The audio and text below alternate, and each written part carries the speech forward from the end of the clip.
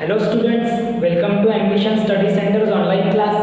हम पढ़ रहे हैं हमारा चैप्टर नंबर 13 जो कि है magnetic effect of electric current. Magnetic effect of electric current में हमने पिछले कुछ सेशंस में देखा था कि किस तरीके से एक जो मैग्नेटिक फील्ड है वो तैयार होती है कोई करंट कैरिंग कंडक्टर के अराउंड में।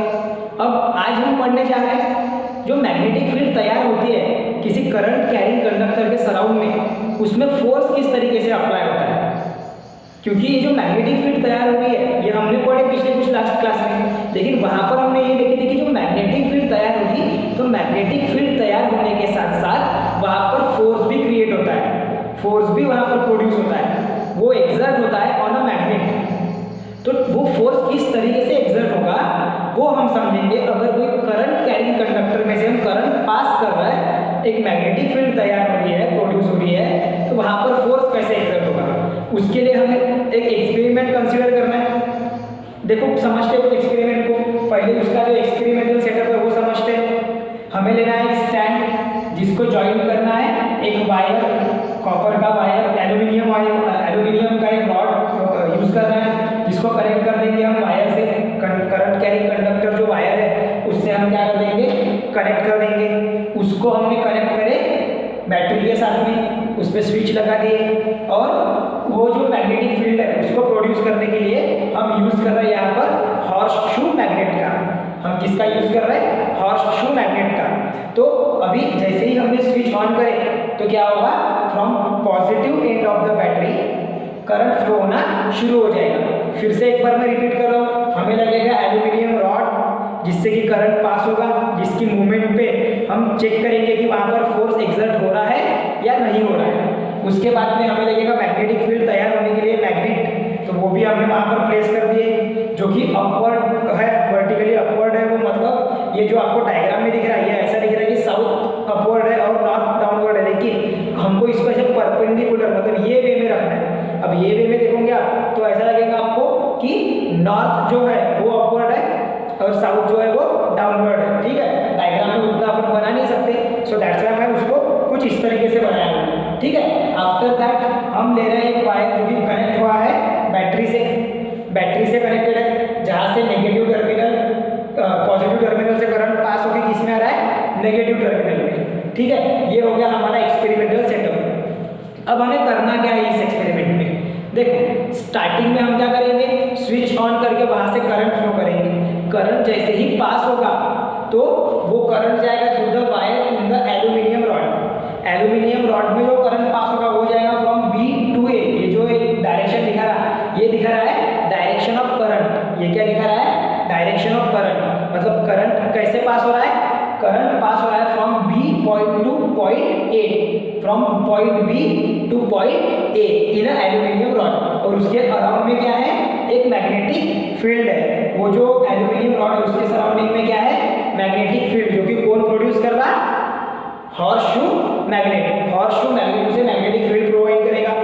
आफ्टर दैट अब ये जो करंट वहां से पास हो रहा है और जब ये मैग्नेटिक फील्ड तैयार होगी तो वहां पर हमें देखने मिलेंगे कुछ डिफ्लेक्शंस, कुछ डिस्प्लेसमेंट। किसके डिस्प्लेसमेंट देखने मिलेंगे, ये जो एल्यूमिनियम रॉड है ये डिस्प्लेस होगा अपने जगह से, मतलब अभी ये स्टेडी पोजीशन में। और एक चीज, ये जो अभी आपको इस तरीके से दिख रहा है ना, ये बिल्कुल इस तरीके से स्टेडी नहीं रहेगा, वो रहेगा हॉरिजॉन्टल। वो क्या रहेगा, हॉरिजॉन्टल रहेगा टू द मैग्नेट। मैग्नेट को क्या रहेगा, परपेंडिकुलर, सॉरी मैग्नेट को परपेंडिकुलर रहेगा। और ये जो स्टैंड है इसको हमने उसको हॉरिजॉन्टल पोजीशन में रखे हैं, मतलब लाइक ऐसे ऐसे। और हमारा जो मैग्नेट है वो उसको परपेंडिकुलर है, नॉर्थ और साउथ पोल क्या है उसका परपेंडिकुलर है उस एल्यूमिनियम रॉड को।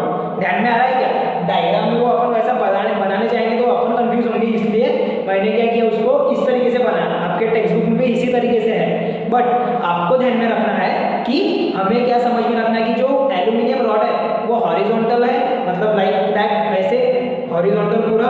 और हमारा जो मैग्नेट है वो कुछ इस तरीके से, मतलब ये अगर साउथ पोल है और ये नॉर्थ पोल है ऐसे अपवर्ड, हॉरिजॉन्टल को अपवर्ड। समझ में आ रहा है, इस तरीके से हो रहा है। तो अभी क्या होगा कि जब B से लेके A तक के करंट पास होगा, फ्लो होगा उस एल्यूमिनियम रॉड में, तो वहां पर मैग्नेटिक फील्ड तैयार हो जाएगी। और मैग्नेटिक फील्ड तैयार होने के बाद में हम वहां पर देखेंगे कि वहां पर ये जो रॉड है एल्यूमिनियम रॉड ये डिस्प्लेस होगा अपने पोजीशन से। क्या होगा? ये डिस्प्लेस होगा अपने पोजीशन से टुवर्ड द लेफ्ट। मतलब कि सपोज वो अगर ऐसे पोजीशन में है, अगर हॉरिजॉन्टल की अगर हम बात करेंगे, हॉरिजॉन्टल पोजीशन की अगर बात करेंगे हम, तो वो टुवर्ड द लेफ्ट इस तरफ डिस्प्लेस होगा। और अगर हमने उसकी पोजीशन चेंज कर दी, मतलब कि करंट का फ्लो चेंज कर दिया, तो हो जाएगा राइट पोजीशन। वो बाद में देखते हैं, पहले समझ में आया? मतलब कि ये जो है ये टुवर्ड द लेफ्ट होगा। ये जो हॉरिजॉन्टल में अगर यहाँ से ऐसे है तो ये क्या होगा? टुवर्ड द लेफ्ट आएगा वो रॉड। कब? जब हम करंट पास कर रहे हैं B टू A। क्या कर रहे हैं हम? करंट पास कर रहे हैं B टू A। समझ में आया? मतलब करंट देखो कैसे पास फ्लो हो रहा है। करंट फ्लो हो रहा है from positive terminal, positive end to the negative end. मतलब ऐसे जाके इसमें से पास होके ऐसा आ रहा है। ये देखो डायरेक्शन, देखो डायरेक्शन कुछ ऐसे जाके फिर यहाँ से कॉइल अपने रॉड में से ऐसे। समझ में आ रहा है? मैग्नेटिक फील्ड वहां पर तैयार हो रही है इस वजह से। तो ये होगा उसका डिस्प्लेसमेंट। ये क्या होगा? डिस्प्लेसमेंट। अब ये जो डिस्प्लेसमेंट हुआ ये किस वजह से हुआ वो मैटर करता है ज़्यादा। तो डिस्प्लेसमेंट वहां पर प्रोड्यूस होता है because of the force.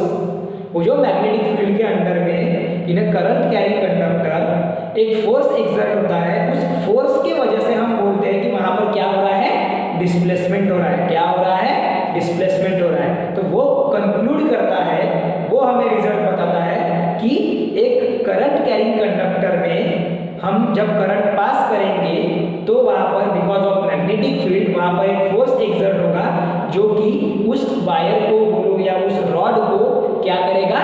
Displace करेगा अपने ओरिजिनल पोजीशन से।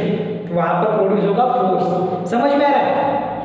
अभी तक क्या हम पढ़ रहे थे कि मैग्नेटिक फील्ड तैयार हो रही है, मैग्नेटिक लाइंस तैयार हो रही है। हम अभी पढ़ रहे हैं कि फोर्स भी एक्सर्ट होता है। समझ में आ रहा है? चलो ये लेफ्ट की ओर आएगा। अब उसी एक्सपेरिमेंट में हमें क्या करना है? डायरेक्शन ऑफ करंट चेंज कर देना है। अब डायरेक्शन ऑफ करंट चेंज करना मीन्स हाउ? तो हम क्या करेंगे? अब ये मैं डायग्राम थोड़ा सा चेंज कर रहा हूँ मैं यहाँ पे, आपने समझना है उसको। मैं क्या कर रहा हूँ? पॉजिटिव टर्मिनल आ रहा लेफ्ट में और नेगेटिव टर्मिनल लेके जा रहा राइट में। मतलब अभी फ्लो ऑफ करंट का डायरेक्शन लेके, इसको भी ध्यान मत रखो। अब फ्लो ऑफ डायरेक्शन क्या रहेगा करंट का? कुछ इस तरह, उस तरीके से ऐसे। मतलब अब करंट कैसे फ्लो होगा? ए से लेके बी तक के फ्लो होगा। ध्यान में आ रहा है क्या?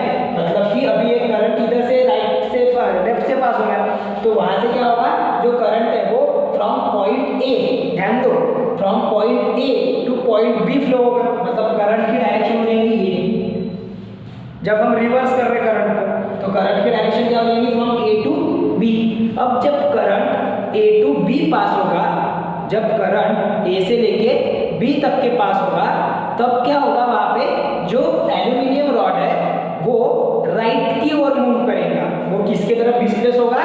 राइट साइड के तरफ। समझ में आ रहा है? मतलब अभी ये जो लेफ्ट साइड में मूव हो रहा था ये हो जाएगा टू द राइट। इसकी डायरेक्शन क्या रहेगी? इसकी डिस्प्लेसमेंट की डायरेक्शन क्या रहेगी? Towards right. किसके तरफ रहेंगे वो? Towards right. तो उसको कहते हैं हम, उसका वहां पर भी क्या हो रहा है? फोर्स तैयार हो रहा है, फोर्स प्रोड्यूस हो रहा है because of the reverse direction of electric current. Because of the reverse direction of electric current. देखो स्टार्टिंग में हमने करंट की डायरेक्शन कुछ इस तरीके से रखी थी, फ्रॉम राइट टू लेफ्ट, मतलब बी टू ए। जब बी टू ए रखे तो जो रॉड है वो लेफ्ट की ओर मूव हो रहा है, मतलब उस पर फोर्स किसकी तरफ लग रहा है? लेफ्ट की तरफ। जब हमने करंट की डायरेक्शन चेंज कर दी तो फोर्स अभी ए टू बी जा रहा, मतलब राइट की ओर वो मूव होगा। समझ में आ रहा है? तो इसे कहा जाता है force exert on a current due to the force exert on a current carrying conductor due to in magnetic field, in magnetic field. Okay, तो मैं ये ओरिजिनल जो डायग्राम है उसी को मैं बना देता हूं। यहाँ पे आपको समझ में आ गया होगा अभी।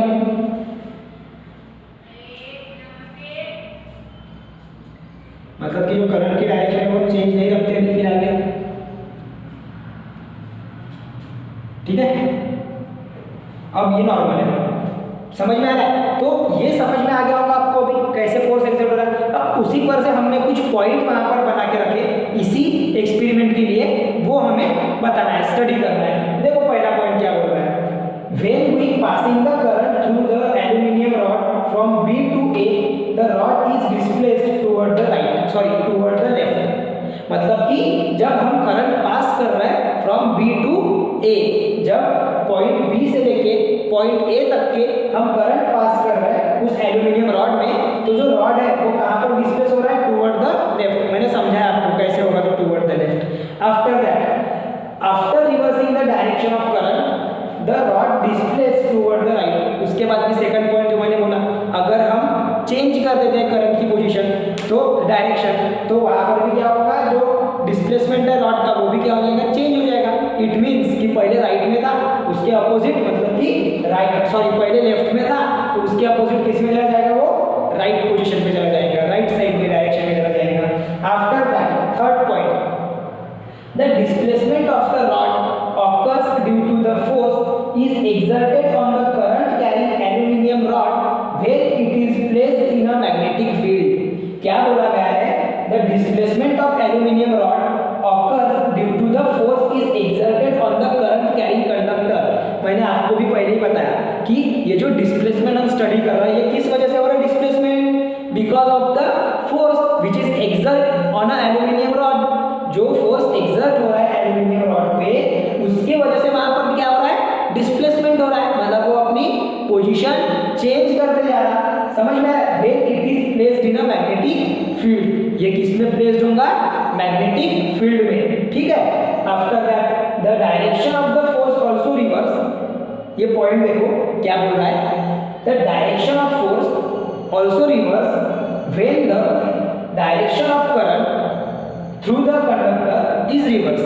जब हम direction of current in a conductor reverse कर देंगे, तो डायरेक्शन ऑफ फोर्स भी क्या होगी?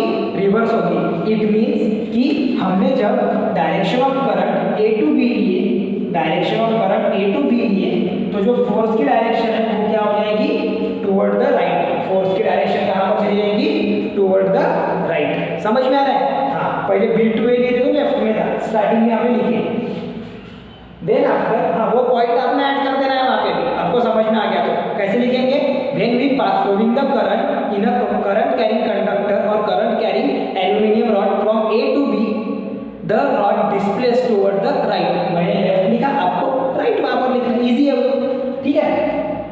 This shows that the direction of force on the current carrying conductor depend on the direction of current and the direction of magnetic field. Magnetic field के direction पे भी depend करेगा। Magnetic field की जो direction है वो वहाँ पर परपेंडिकुलर है फोर्स को, राइट एंगल ट्राइंगल के फॉर्म में वो बना रही है। अगर हॉरिजॉन्टल में अगर हमने वो क्या लिए, अगर हमने हॉरिजॉन्टल अपनी रॉड लिए, मतलब जो करंट कैरी कंडक्टर वो अगर हॉरिजॉन्टल है तो फोर्स भी हॉरिजॉन्टली हो रहा है, तो उसके परपेंडिकुलर मतलब 90 डिग्री का एंगल वहाँ पर तैयार होगा मैग्नेटिक फील्ड, करंट और उस इसके बीच में, किसके?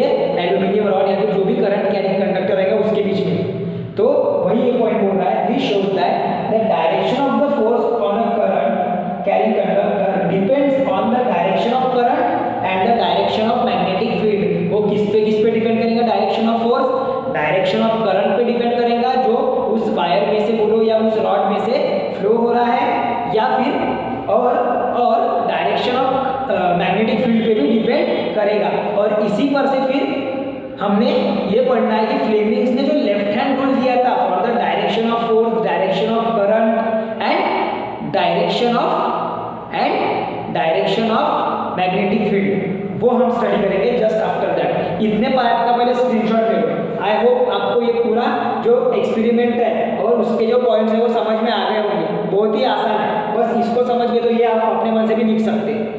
चलो, और हाँ, डायग्राम की प्रैक्टिस काफ़ी मेन है, बार बार बता रहा हूँ मैं, मार्क नहीं मिलते नहीं तो हाँ, डायग्राम की प्रैक्टिस करें तो डायग्राम निकाल सकते हो। डायग्राम नहीं निकाले तो आप डिस्कस कैसे करोगे उसको, कैसे उसको डिस्क्राइब करोगे? इसलिए डायग्राम्स निकालना प्रैक्टिस करो उसकी ज़्यादा से ज़्यादा।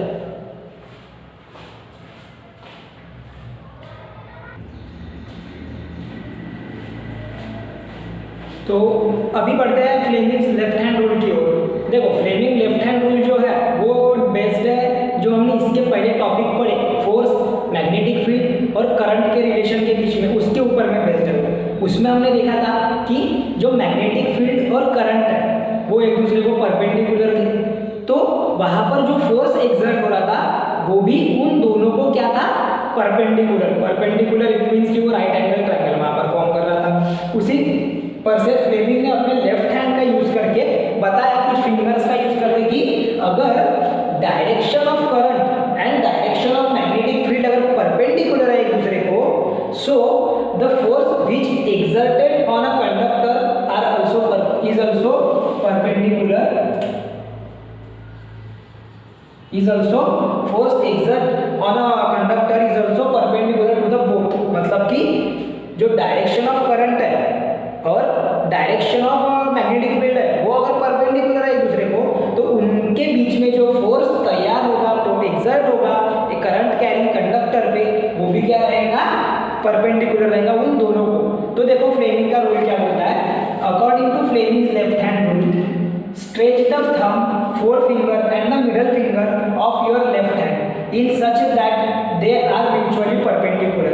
मतलब हमें क्या करना है, हमारे लेफ्ट हैंड को स्ट्रेच करना है कि वहां पर हमारा जो लेफ्ट हैंड है, हमारे लेफ्ट हैंड को कुछ इस तरीके से स्ट्रेच करना है। आपके टेक्स्ट बुक के हिसाब से मैं बता रहा हूँ कि वहां पर क्या होगा, हमारे लेफ्ट हैंड को अगर स्ट्रेच करेंगे इस तरीके से, तो हमारा जो फोर फिंगर है, जो मिडल फिंगर है और जो हमारा थंब है, ये तीनों भी एक दूसरे को क्या रहेंगे, म्यूचुअली परपेंडिकुलर रहेंगे। वो क्या रहेंगे, एक दूसरे को म्यूचुअली परपेंडिकुलर रहेंगे। समझ में आ रहा है? सो यहाँ पर जब वो म्यूचुअली परपेंडिकुलर है तो four finger point in the direction of magnetic field. Four finger हमारा क्या दिखाएगा, डायरेक्शन ऑफ मैग्नेटिक फील्ड। जो हमारा मिडल फिंगर है वो शो करेगा डायरेक्शन ऑफ करंट, और जो हमारा थंब है वो शो करेगा डायरेक्शन ऑफ फोर्स।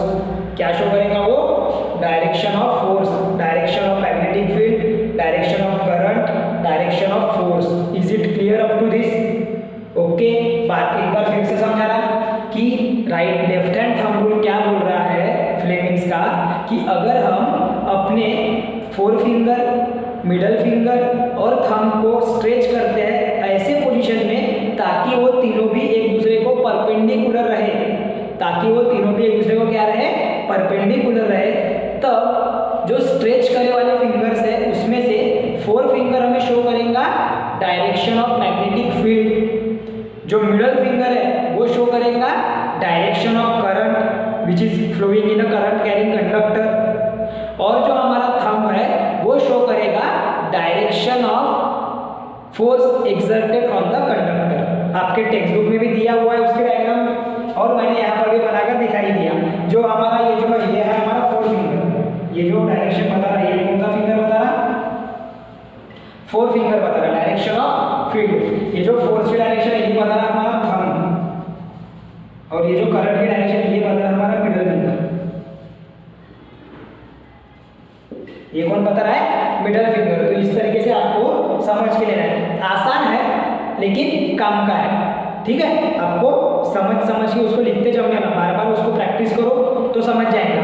अब देखो ये जो लेफ्ट हैंड थंब रूल है इसका यूज हम करेंगे लाइक इलेक्ट्रिक मोटर, इनमें करेंगे। इलेक्ट्रिक मोटर का अगर जब हम करेंगे कंस्ट्रक्शन और वर्किंग, जो कि आगे अभी हम पढ़ने वाले हैं, तो वहां पर आएगा लेफ्ट हैंड थंब रूल का यूज। और देखो devices that current carry conductors and magnetic field include, ऐसे डिवाइसेस जो करंट कैरी कंडक्टर और मैग्नेटिक फील्ड यूज करते हैं, वो कौन से डिवाइसेस है वैसे, electric motor, electric generator, loudspeaker, microphones, then measuring instrument, ठीक है। In the next few section we will study about that. हम कुछ उसके पार्ट लाइक जनरेटर और मोटर के बारे में भी स्टडी करेंगे आने वाले सेक्शन में, ठीक है। देखो अब ये समझ में आ गया होगा आपको, तो इतने पार्ट का फट से स्क्रीनशॉट ले लो, और स्क्रीनशॉट लेने के साथ साथ हम पढ़ते हैं फिर इलेक्ट्रिक मोटर के कंस्ट्रक्शन की ओर।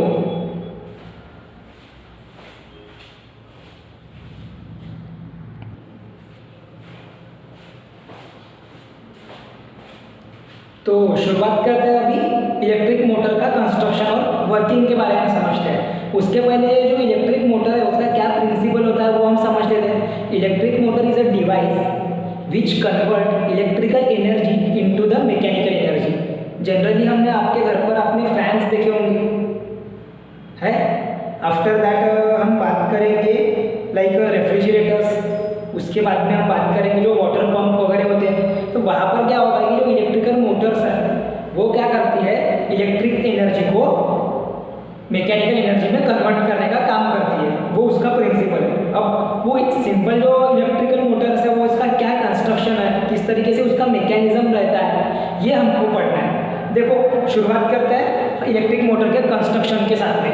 पहले तो हमें एक डायग्राम जो है वो समझ लेना इलेक्ट्रिक मोटर की किस तरीके से है, हमें वहाँ पर किन की नीड है वो समझ लेते हैं। देखो हमें लग रहा है कनेक्टिंग वायर्स, कॉपर का एक इंसुलेटेड कनेक्टिंग वायर लग रहा है, कॉइल लग रही है हमें, जो कि क्या होगी, रोटेट होगी, जो कि क्या होगी, रोटेट होगी। आफ्टर दैट हमें लगेगा एक एक्सेल, एक्सेल के ऊपर में हमें लग रहा है स्प्लिट रिंग्स, जिसको हम कम्यूटेटर भी बोलते हैं।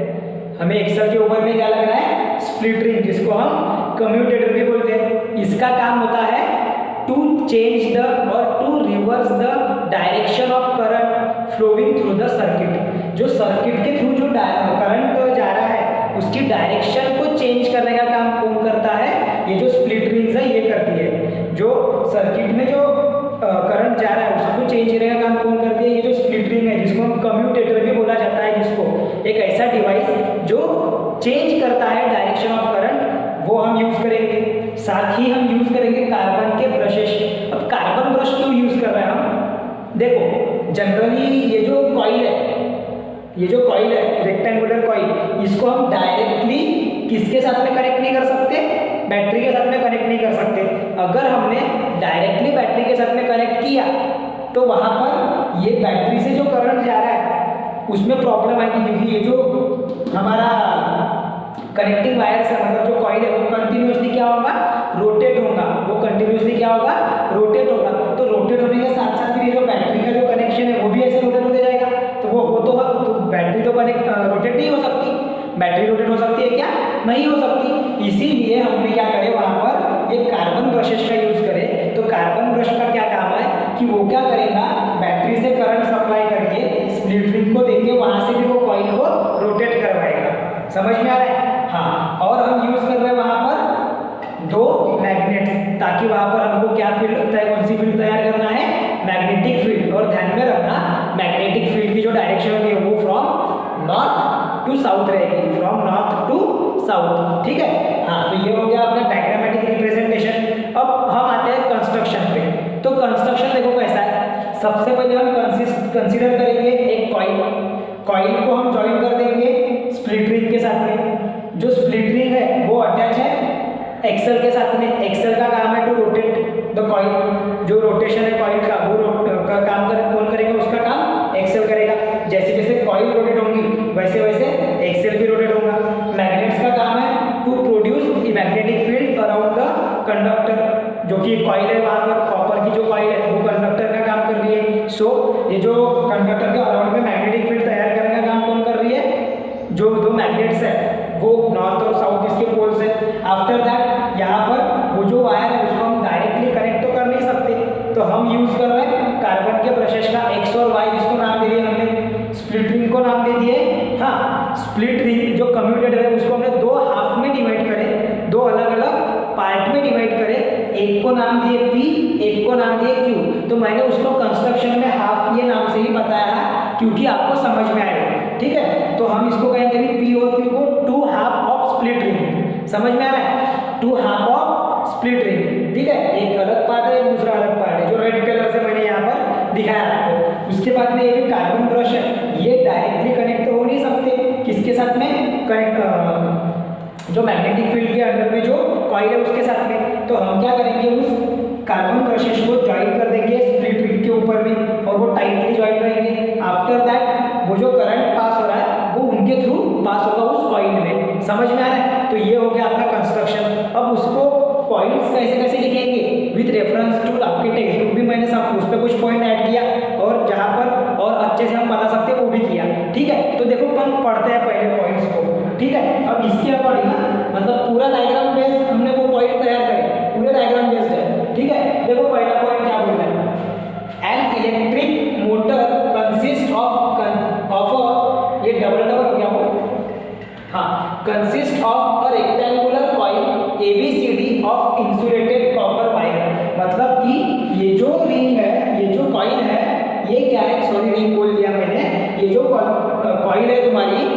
क्या है, एक रेक्टेंगुलर कॉइल है एबीसीडी, जिसको नाम दिए, जो कि किसकी कॉइल है, इंसुलेटेड कॉपर वायर से बनी कॉइल है। किससे बनी कॉइल है वो, इंसुलेटेड कॉपर वायर से। सेकंड पॉइंट है, the coil is placed between the two poles of the magnetic field such that arm AB and CD are perpendicular. Coil को हमने एक दो मैग्नेट के बीच में, मैग्नेटिक फील्ड के बीच में ऐसे प्लेस करे कि जो एबी साइड है और सीडी साइड है ये एक दूसरे को क्या है, परपेंडिकुलर है। देखो ना, दिख रहा है आपको डायग्राम में, जो साइड एबी है और साइड सीडी है ये एक दूसरे को क्या है, परपेंडिकुलर है। क्या है वो, परपेंडिकुलर है। ठीक है, then the end of the coil are connected to the two half of P and Q of the split ring, जिसको हमने कम्यूटेटर भी बोला है। स्प्लिट रिंग को क्या बोला है,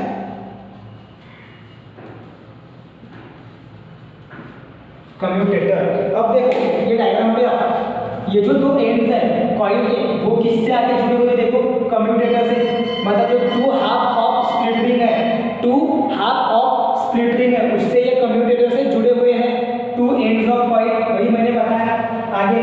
the inner side of this half are insulated and attached to an axle. ये जो अंदर का जो हिस्सा है इन कॉइल का, इन रिंग्स का, जो स्प्लिट रिंग्स है उसके जो अंदर का हिस्सा है ये क्या है, ये किससे जुड़ा हुआ है, ये जुड़ा हुआ है इस एक्सेल के साथ में। किसके साथ में जुड़ा हुआ है वो, एक्सेल के साथ में, और वो इंसुलेटेड है। ठीक है, उसके बाद में carbon brushes X and Y are connected to the half of the split ring to join the connecting wires of the coil. देखो मैंने पहले भी बताया कार्बन ब्रश का यूज करेगा कि वो क्या करेगा, ये जो वायर है ये डायरेक्टली हम बैटरी से अटैच नहीं कर सकते, तो कार्बन ब्रश के यूज से, जिसके हमने दो कार्बन ब्रश यूज करे, दो हाफ के लिए, एक हाफ के लिए करे हैं एक्स और दूसरे हाफ के लिए करे हैं वाई। तो एक्स हाफ के लिए हम ज्वाइन करेंगे पी रिंग पे और वाई हाफ को हम ज्वाइन करेंगे क्यू पे। ठीक है, तो ये क्या करेगा, कनेक्शन बनाएगा उस कॉइल का और बैटरी का। ओके, चलो उसके बाद में the battery to supply current is connected to the carbon brush X and Y. वही पॉइंट मैंने अभी बताया, जो बैटरी है वो कनेक्टेड है एक्स और वाई को to supply the power supply, current power, जो करंट प्रोवाइड करने के लिए। समझ में आ रहा है, करंट प्रोवाइड करने के लिए हम किसका यूज कर रहे हैं, बैटरी का यूज कर रहे हैं, जो कि किसको जुड़े हुए हैं, carbon brush X and Y को। ठीक है, यहाँ पर जो नोट मैंने इसलिए लिखा है ताकि आपको समझ में आ जाए। स्प्लिट रिंग को ही हम कम्यूटेटर कहते हैं, और कम्यूटेटर का काम क्या है, एक ऐसा डिवाइस है वो जो रिवर्स करता है डायरेक्शन ऑफ करंट। अब वो क्यों रिवर्स करता है, इसके पीछे का रीजन ये है क्योंकि अगर हम डायरेक्शन ऑफ करंट रिवर्स नहीं करेंगे तो ये जब कॉइल मूव होगी इन एंटी क्लॉकवाइज पोजीशन, इन एंटी क्लॉकवाइज रोटेशन, अगर ये कॉइल मूव होगी तो हमारा जो करंट है उसमें प्रॉब्लम हो सकती है। तो वायर वगैरह वो पूरे बेंड हो जाएंगे एक दूसरे की तरफ, ऐसा पूरा मतलब वहाँ पर प्रॉब्लम, फॉल्ट क्रिएट हो सकता है। उसको अवॉइड करने के लिए हम कम्यूटेटर का यूज करते हैं, ताकि वो डायरेक्शन ऑफ करंट चेंज करके क्या कर दे, वहाँ पर इलेक्ट्रिकल एनर्जी को मैकेनिकल एनर्जी में कन्वर्ट कर दे। ओके, चलो। और कार्बन ब्रशेस का क्या यूज है, देखो carbon brush is used to make the contact with commutator, that is to the split ring and the battery. किसके बीच में कॉन्टैक्ट बनाता है, कम्यूटेटर के बीच में और बैटरी के बीच में, क्योंकि कम्यूटेटर को कौन जॉइन है, फिर कॉइल कौन जॉइन है, ends of the coil. Okay, तो जैसे कम्यूटेटर से कॉन्टैक्ट हो गया तो वो जो करंट है वो किस में चला जाएगा, फिर कॉइल में चला जाएगा। ठीक है ना, हाँ, तो ये बन गया आपका कंस्ट्रक्शन। इतने पार्ट का आप स्क्रीनशॉट ले लो, फिर जाते हैं हम वर्किंग के ऊपर में, कैसे वर्क करेगा। ठीक है,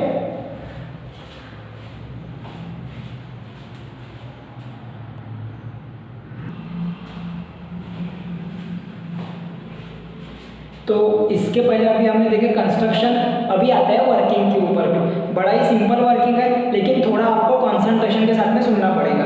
देखो जो वर्किंग है वो भी मैं आपको पहले डायग्राम के हेल्प से समझाने की कोशिश करता हूँ, उसके बाद में जो पॉइंट लिखे वो पूरे इसमें कवर हो जाएंगे। क्या हो रहा है, स्टार्टिंग में हम शुरुआत कर रहे हैं बैटरी के साथ में, जहाँ से पावर सप्लाई हो रहा है थ्रू द ब्रश एक्स। क्या हो रहा है, पावर सप्लाई हो रहा है थ्रू द ब्रश एक्स। तो जब एक्स में से जब करंट पास होगा तो वो जाएगा स्प्लिट रिंग में, स्प्लिट रिंग के पी हाफ में, वहां से वो कॉइल में एंटर करेगा और कॉइल शुरू हो जाएंगी रोटेट करना। क्या हो जाएंगी, कॉइल रोटेट करना शुरू हो जाएगी। आफ्टर दैट, क्योंकि ये जो स्प्लिट रिंग है ये किसके साथ में अटैच है, ये एक्सल के भी साथ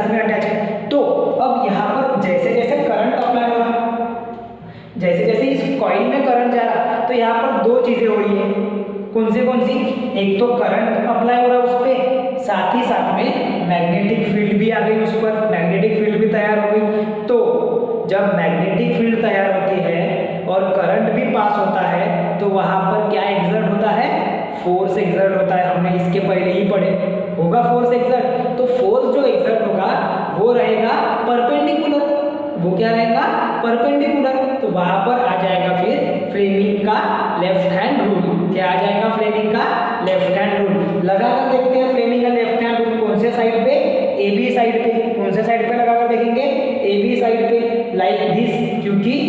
क्योंकि जो डायरेक्शन ऑफ मैग्नेटिक फील्ड है वो है इस साइड में। डायरेक्शन ऑफ मैग्नेटिक फील्ड किस पे है, नॉर्थ टू साउथ। तो ये direction of magnetic field, direction of current upward direction में। फॉर दिस पर्पस देखो दिख रहा है आपको अपवर्ड। तो फोर्स कैसे होगा, डाउनवर्ड। फोर्स कैसे एक्ट होगा, डाउनवर्ड। डाउनवर्ड मतलब कि ये जो कॉइल है ये ऐसे नीचे नहीं आएगी। उसको इमेजिन करो कि तुम्हारी कॉइल ये ऐसे हॉरिजॉन्टल पोजीशन में है और अगर हम फोर्स डाउनवर्ड लगा रहे हैं तो वो ऐसे मूव होगा। समझ में आ रहा है, हाँ। तो according to left hand rule, according to Fleming's left hand rule, when the magnetic field is in the direction of forefinger and the current is in the direction, current having the direction of middle finger, then force is exerted vertically downward. Force कैसा exert होगा vertically downward, which shown by the thumb, which is shown by the thumb। मतलब कि जो thumb की direction रहेगी वो क्या होगा, फोर्स एक्ट होगा। तो अकॉर्डिंग टू फ्लेमिंग क्या दिख रहा है हमको कि फोर्स कैसे एक्ट हो रहा है, फोर्स एक्ट हो रहा है डाउनवर्ड डायरेक्शन में, डाउनवर्ड पोजीशन में। तो यहाँ पर क्या होगा कि जैसे जैसे फोर्स एक्ट हो रहा है डाउनवर्ड में तो ये जो साइड ए बी है वो नीचे की ओर, मतलब अंदर की ओर जाती जाएंगी, वो नीचे की ओर डाउनवर्ड में जाती जाएंगी वर्टिकली। सो ये जो साइड है ए बी साइड ये डाउनवर्ड आएंगी। अगर इस पर हमने डाउनवर्ड फोर्स लगा दिए तो बिल्कुल उसके अपोजिट वाली साइड क्या हो जाएंगी, अपवर्ड। होगी कि नहीं होगी, हो जाएगी, अपवर्ड पोजीशन में आ जाएगी। फिर जो अपोजिट वाली साइड है ये कौन से इसमें आ जाएंगी, अपवर्ड। कैसे, जैसे अभी आप कंसीडर करो कि ये अपना एक सपोज एक कॉइल है, इसका ये है ए बी साइड, ये पार्ट है ए बी, ये है सी डी। तो मैं क्या कर रहा हूँ कि इस पे फोर्स कर रहा हूँ तो देखो अपने आप जो दूसरी साइड है वो क्या आ जाएगी, अपवर्ड आ गई, वर्टिकल पोजीशन पे आ गई। फिर पूरा रोटेशन के बाद में यहाँ पर आ गई। समझ में आया, ठीक है। सो देखो अभी वही होगा यहाँ पर, ये डाउनवर्ड तो ये हो जाएगी अपवर्ड में, उसको पुश कर देंगे अपवर्ड में। ठीक है, अब ये हो गया हाफ रोटेशन। ये क्या हो जाएगा, हाफ, मतलब यहाँ से करंट पास होंगे वो आ जाएगा वाई में, वाई के थ्रू फिर से बैटरी में। तो इनका रोटेशन शुरू हो जाएगा अभी। अब क्या होगा, रोटेशन शुरू हो गया। अब आफ्टर हाफ रोटेशन जो CD जो साइड है वो आ जाएंगी फिर AB के प्लेस पे। CD जो साइड है ये किसके प्लेस पे आ जाएंगी, AB के प्लेस पे आ जाएंगी। और जो AB साइड है वो चले जाएंगी CD के। इमेजिन करो कि तुम अपने बुक का फ्रंट पेज और बैक पेज दोनों को तुम रोटेट कर रहे हो, तो फ्रंट पेज बैक पेज के साइड पे आ जाता है पोजीशन पे और बैक पेज फ्रंट पेज के पोजीशन पे आ जाएगा। बराबर है, इंटरचेंज होता है पोजीशन। तो वैसे ही यहाँ पर भी होगा आफ्टर हाफ रोटेशन, क्योंकि यहाँ पर ये जो कॉइल है ये क्या हो रही है, रोटेशन फॉलो कर रही है, वो मूवमेंट फॉलो कर रही है। तो वो क्या हो जाएगी, जो साइड है CD वो आ जाएगी अपने AB के साइड पे और AB चला जाएगा CD के साइड में। समझ में आ रहा है। फिर से अब फिर से करंट फ्लो होना शुरू है, करंट फ्लो होना शुरू है। सो यहाँ पर क्या होगा, CD पे फिर से हम फ्लेमिंग का लेफ्ट हैंड रूल अप्लाई कर देंगे। फिर तो उसमें क्या हो जाएगा, फिर आफ्टर हाफ रोटेशन क्या हो जाएगा, जब CD पे जब हम फ्लेमिंग का लेफ्ट हैंड रूल लगाएंगे तो क्या हो जाएगा, फिर जैसे कि AB के साथ में हुआ था। अब क्या होगा, अगली बारी CD क्या हो जाएंगी, वो अब डाउनवर्ड पोजीशन में जाएंगी और AB आ जाएगा अपवर्ड पोजीशन में। समझ में आ रहा है। अपवर्डली मूव कौन होगा फिर, AB, और डाउनवर्ड में कौन मूव होगा, CD। समझ में आ रहा है कैसे। तो मतलब कि अगर हमने यहाँ पर CD लिख दी है सपोज और इस पर फोर्स लग रहा है तो ये अंदर की तरफ मूव होगा और ये ऊपर की तरफ। समझ में आ रहा है, ऐसे होगा। वहाँ पर थोड़ा इमेजिनेशन करना पड़ेगा आपको कैसे हो रहा होगा, तो वो इजी है, समझ में भी आ जाएगा। और ये कॉइल एक्सेल के साथ में कंटिन्यू रोटेट हो रही है। समझ में आ रहा, ठीक है। अब वहां पर मैंने तो बोला कि ये मूव हो रहा है ये जो P और Q है ना, इसका भी पोजीशन चेंज होता है क्योंकि ये कॉइल के साथ में अटैच है और वो रोटेट होता है। ये ब्रश रोटेट नहीं होता, ध्यान में रखना। ये जो दो ब्रश है ना, कार्बन ब्रश, ये रोटेट नहीं होगी। कार्बन ब्रश की पोजीशन रोटेट होगी क्या? नहीं। पोजीशन किसकी रोटेट होंगी? P और Q की। किसकी पोजीशन रोटेट होंगी? P और Q की पोजीशन रोटेट होंगी। ध्यान में आ रहा है क्या भैया? P और Q की पोजीशन क्यों रोटेट हो रही है? तो चलो आफ्टर दैट P और Q की पोजीशन रोटेट हो गई तो P आ जाएगा फिर Y के साथ में ज्वाइन हो जाएगा और Q हो जाएगा ज्वाइन X के साथ में। रुक रुक के ज्वाइन नहीं होगा, वो कंटिन्यू वो प्रोसेस चालू रहेगी। लेकिन हम यहाँ पर समझने के लिए ऐसा समझ रहे कि आराम आराम से हो रहा है वो, ठीक है। वो कंटिन्यूअस प्रोसेस है, रोटेटिंग, रुक रुक के थोड़ा ब्रेक लेके और फिर शुरू हो रहा, ऐसा नहीं है। कंटिन्यूअसली वो रोटेट हो रहा है, समझ में आ रहा? तो करंट की डायरेक्शन अपने आप चेंज हो जाएगी। फिर करंट की डायरेक्शन चेंज हो गई मतलब कि करंट क्या हो गया? रिवर्स आ गया। फिर रिवर्स आ गया मतलब फिर से वो रोटेशन फॉलो करेगी फिर, बराबर है। और ये रोटेशन कंटिन्यू होते रहेगा और वहां पर हमें इलेक्ट्रिकल एनर्जी कौन से एनर्जी में फॉर्म हो जाएगी? मैकेनिकल एनर्जी में। इलेक्ट्रिकल एनर्जी कौन से इसमें तैयार हो जाएगी? मैकेनिकल एनर्जी के फॉर्म में। समझ में आ रहा? तो ये हो गया शॉर्ट में। अब पॉइंट वाइज हम इसको समझने की कोशिश करते हैं, जो वर्किंग है उसको हम पॉइंट वाइज समझने की कोशिश करते हैं। देखो क्या बोल रहा है पहला point, electric current in the coil ABCD enters from the source battery through the carbon brush X and flows back to the battery through the carbon brush Y। जो इलेक्ट्रिक करंट है वो क्या हो रहा है? X से निकल के AB के साथ में जा रहा है और वापस आते हुए Y के इसमें वापस भी आ रहा है, ठीक है। वो इलेक्ट्रिक करंट क्या हो रहा है? वापस भी आ रहा है। उसके बाद में in the side AB the direction of current is from A to B। Side AB में डायरेक्शन ऑफ करंट क्या है? A to B, ठीक है। In the side CD the direction of current is C to D और in the side CD direction of current क्या हो गया? C से लेके D तक के, C से लेके D तक के। So by applying the Fleming left hand rule, अब फ्लेमिंग का लेफ्ट हैंड रूल हम अप्लाई कर रहे हैं, जैसा मैंने बोला था फोर्स एक्ट पूरा करके।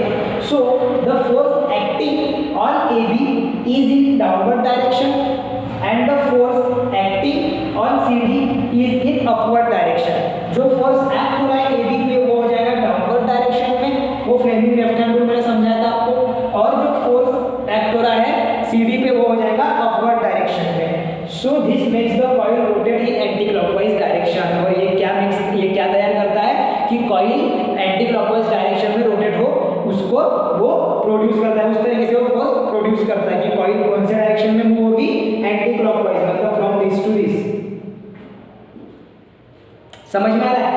Okay, then anticlockwise direction में। उसके बाद में आफ्टर हाफ रोटेशन, अब हाफ रोटेशन हो गया, the side CD of the coil comes on the left side and the side AB of the coil comes on the right side. मतलब AB और CD ये इंटरचेंज करेंगी अपनी position और वहां पर क्या हो जाएगा कि जो साइड CD है वो आ जाएगा AB के पोजीशन पे और जो साइड AB है वो आ जाएंगी CD के पोजीशन पे, ठीक है। So that the split ring P and Q interchange their contact with brush X and Y।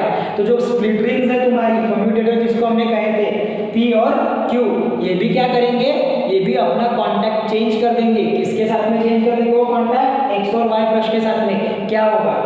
That is P makes the contact with Y, P contact करेगा Y के साथ में और Q makes the contact with X and Q makes the contact with X। This reverse the direction of current और इस वजह से वहां पर क्या हो रहा है? डायरेक्शन ऑफ करंट रिवर्स हो रहा है। देखो ना, अब ये A की जगह पे D आ गया, मतलब Q की जगह पे P आ गया, तो डायरेक्शन ऑफ करंट क्या हो गया? फ्रॉम Q टू P आ गया, मतलब डायरेक्शन रिवर्स हो गया उसका। पहले P टू Q था करंट का डायरेक्शन, अभी क्या आ गया? Q टू P, मतलब कि X से जब करंट जा रहा हो Q टू P आ रहा, मतलब कि डायरेक्शन ऑफ करंट क्या हो गया? चेंज हो गया। किसके अंदर में डायरेक्शन ऑफ करंट चेंज हो गया? कॉइल के अंदर में। किसके अंदर में डायरेक्शन ऑफ करंट चेंज हो गया? कॉइल के अंदर में। So now the force acting on the CD is in the downward direction and the force acting on the AB is in the upward direction. जो फोर्स एक्ट होगा किस पे? CD पे, वो अब डाउनवर्ड डायरेक्शन में जाएगा। ये कैसे हो रहा है? According to Fleming left hand rule. यहाँ पे Fleming left hand rule CD पे, फिर से वही सेम। तो अब किसकी बारी है डाउनवर्ड पोजीशन में जाने की? CD की। और किसकी डायरेक्शन, किसकी बारी है अपवर्ड डायरेक्शन में आने की? ए बी साइड की, ठीक है। दस the coil makes the anti clockwise rotation by another half rotation, और फिर से कॉइल क्या होगी, एंटी क्लॉकवाइज रोटेशन फॉलो करेंगी हर एक रोटेशन के बाद में। समझ में आ रहा है, हर एक हाफ रोटेशन के बाद में कॉइल क्या होगी, एंटी क्लॉकवाइज मूव होगी। This reversing of current is repeated after every half rotation. ये कब कब रिपीट होंगी, हर एक हाफ रोटेशन के बाद में। एवरी हाफ रोटेशन के बाद में कॉइल क्या होगी, अपने आप वो रिवर्स होते जाएगा उसका करंट, और वो रोटेट होते रहेगी। Give rise to the continuous rotation of coil and the axle. Axle और कॉइल दोनों का कंटिन्यूअस रोटेशन हमें इस वजह से मिलेगा, because of reversing the direction of current. So in this way the electric motor can work. Electric motor क्या करती है, इस तरीके से वर्क करती है। अब इलेक्ट्रिक मोटर का कहाँ यूज होता है, is use as an electromagnet in place of permanent magnet. Electric motor को हम यूज कर सकते हैं as a electromagnet, permanent magnet की जगह पे। After that large number of turns of the conducting wire in the current carrying coil, हम उसका यूज इसलिए भी करते हैं क्योंकि जो large number of conducting wires है, करंट कैरिंग वायर्स है, उसमें भी हम उसका यूज कर लेते हैं। सॉफ्ट आयरन कोर में भी उसका यूज होता है इलेक्ट्रिक मोटर का, ठीक है। वो कमर्शियल यूज हो गया उसका, कैसे यूज हो गया वो, कमर्शियल यूज, ठीक है। तो ऐसा आपको पूरा पढ़ते रहना है।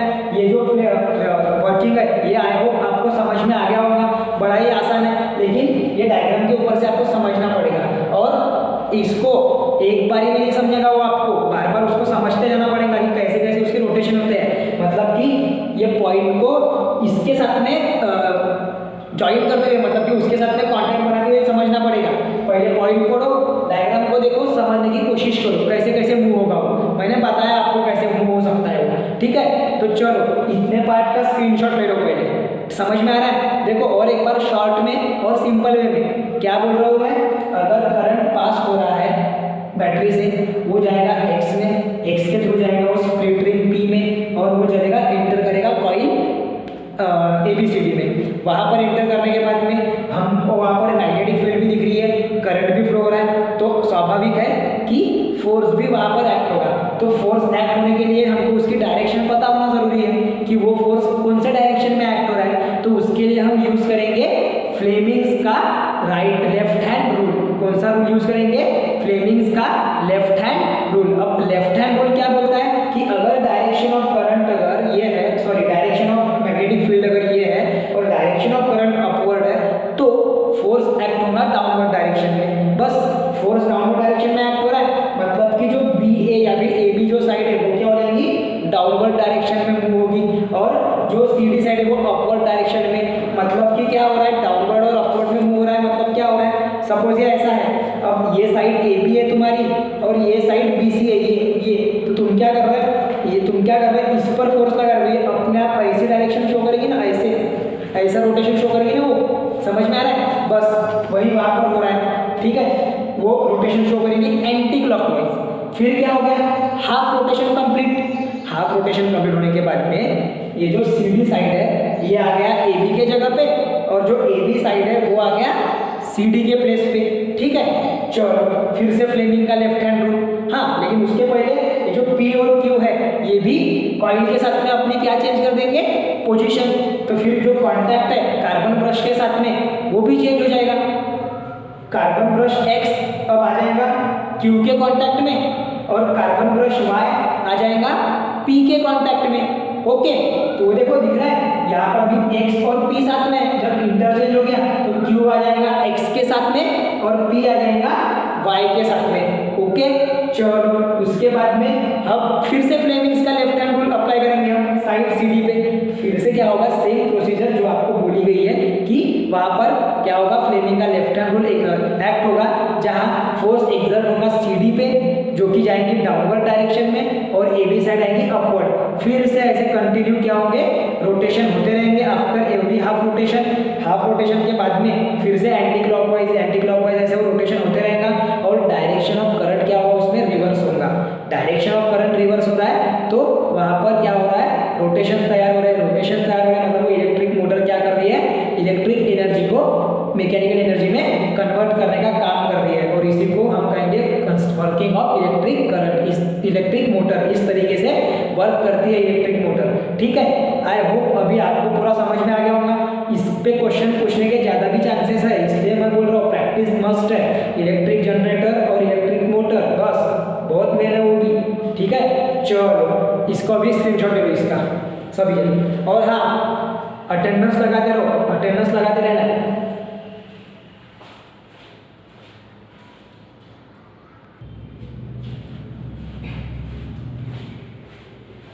तो अभी यहाँ पर हमने कंप्लीट करे इलेक्ट्रिक मोटर का टॉपिक। उसके बेस्ड ऑन आपको कुछ इंटेक्स्ट क्वेश्चन पूछे गए हैं। State the Fleming's left hand rule, तो वो आपको बताना है। When we stretch the finger left hand, when we stretch the thumb, four finger and the middle finger of the left hand, then the middle finger shows the direction of current, four finger shows the direction of magnetic field, then the thumb will shows the or thumb will pointing the direction of force.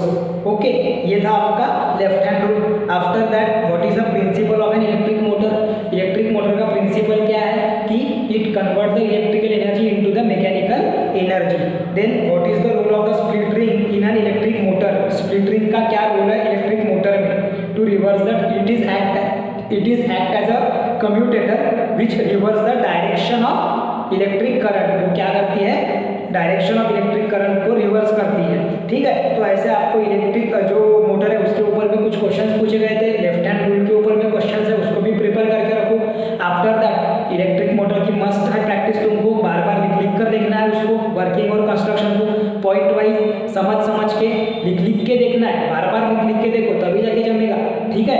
उसके बाद में अभी electromagnetic induction जो है उसको आप पढ़ना है आपको कि इलेक्ट्रोमैग्नेटिक इंडक्शन क्या होता है। जब हम कंडक्टर और इलेक्ट्रिक करंट, मतलब जो इलेक्ट्रिक करंट में जो कंडक्टर में इलेक्ट्रिक करंट पास होता है, और अगर हम मैग्नेटिक फील्ड दोनों को अगर आसपास में लाते हैं तो वहाँ पर किस तरीके से इलेक्ट्रोमैग्नेटिज्म तैयार होगा वो हमें स्टडी करना है, जो कि हम करेंगे स्टडी अगले लेक्चर में, ठीक है। उसके बाद में आज का आपका होमवर्क ये रहेगा कि आपको इलेक्ट्रिक मोटर के जो पार्ट जितने भी वर्किंग और कंस्ट्रक्शन है उसको 3 टाइम्स लिखकर प्रैक्टिस करना है, और वो आपको होमवर्क है आज का। उसके पहले हमने जो पढ़े force on a current carrying conductor, तो उसको भी प्रॉपरली पूरा प्रैक्टिस करके लेफ्ट हैंड रूल को पूरा 3-4-5 बार लिखकर पूरा उसको लर्न ही करके रखना है पूरा, ठीक है। प्रिपरेशन बड़ी मस्त है। उसके बाद में जब अगले क्लास में हम पढ़ेंगे इलेक्ट्रिक जनरेटर के बारे में, जहाँ पर AC जनरेटर और DC जनरेटर में क्या डिफरेंस होता है वो हमें समझना है, और उनका वर्किंग और कंस्ट्रक्शन देखना है। ओके, चलो आज के लिए इतना ही।